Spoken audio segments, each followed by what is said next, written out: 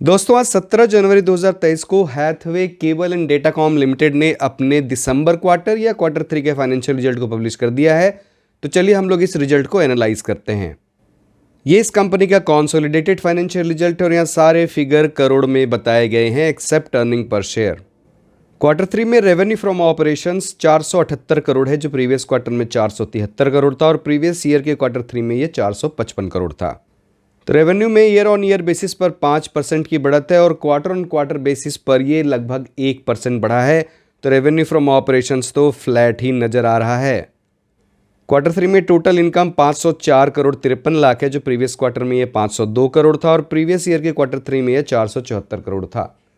तो total revenue में year on year basis पर 6.5% की बढ़त है और क्वार्टर ऑन क्वार्टर मतलब सिक्वेंशियली तो इसमें 0.5% की ही बढ़त हुई है। तो सिक्वेंशियली तो ये बिल्कुल फ्लैट है और ईयर ऑन ईयर बेसिस पर 6.5% की ही बढ़त है। क्वार्टर 3 में profit before tax and before exceptional item and share of profit of associates and joint ventures 19 crore 83 lakh है जो प्रीवियस क्वार्टर में ये 22 करोड़ था और प्रीवियस ईयर के क्वार्टर 3 में 28 करोड़ 55 लाख था। तो प्रॉफिट बिफोर टैक्स में ईयर ऑन ईयर बेसिस पर 30.5% की कमी हो गई है और क्वार्टर ऑन क्वार्टर बेसिस पर देखें तो इसमें लगभग 10% की कमी हुई है।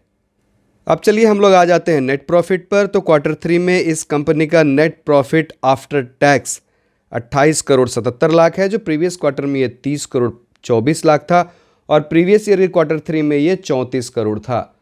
तो पैट या नेट प्रॉफिट में ईयर ऑन ईयर बेसिस पर 15.4% की कमी हो गई है और क्वार्टरली या सिक्वेंशियली भी इसमें लगभग 5% की कमी है। तो पैट में ईयर ऑन ईयर और क्वार्टर ऑन क्वार्टर दोनों ही बेसिस पर गिरावट हुई है।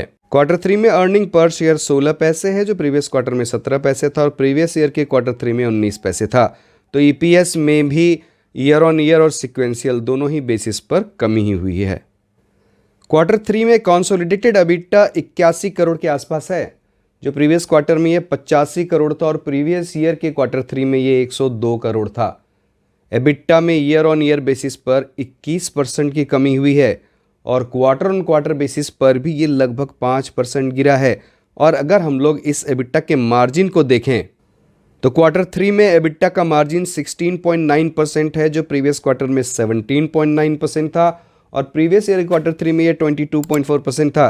तो एबिटा का मार्जिन भी ईयर ऑन ईयर और सिक्वेंशियल दोनों ही बेसिस पर गिरा है। तो मार्जिन में भी दबाव दिख रहा है।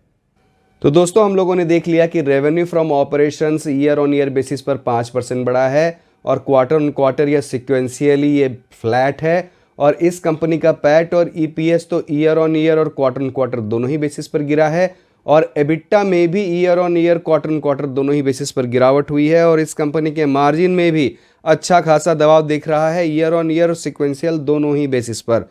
तो मुझे इस कंपनी के रिजल्ट कोई खास नहीं लग रहे हैं, अच्छे नहीं लग रहे हैं। तो दोस्तों ऐसे रिजल्ट पर इस शेयर से हमें ज़्यादा उम्मीद तो नहीं लगानी चाहिए। तो दोस्तों इस वीडियो में इतना ही। बहुत बहुत धन्यवाद।